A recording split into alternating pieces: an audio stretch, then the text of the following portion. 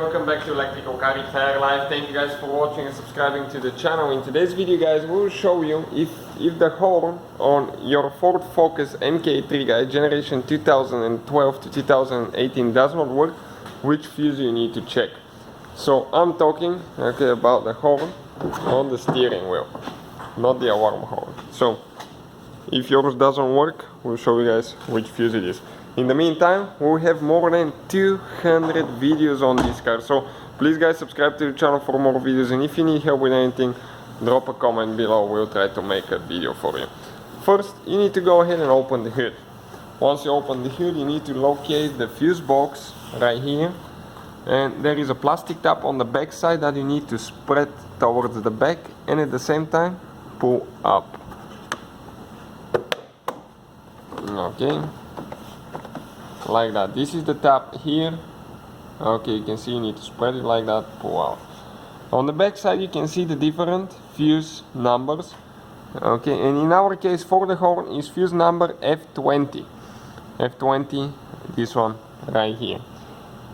So F20 will be in our case, you can see the fuses right here, the first one on the very left top right here. So we'll use the fuse puller now. Okay, just pull it out like that, and we'll show you how to test the fuse, because sometimes it's hard to see if they're burnt or not. Okay, get it with the small side now, like that, pull out, and this is guys your fuse for the horn. Now in most cases you can see that this element is okay, but sometimes towards the ends you cannot see, so we'll show you how to test it now. I'm going to get a voltmeter, set it to continuity.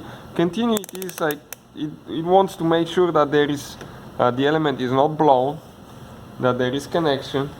If there is connection, it will be like touching these two LEDs together, and it will go close to 0 and hear a beep. If it's broken, it will show 1.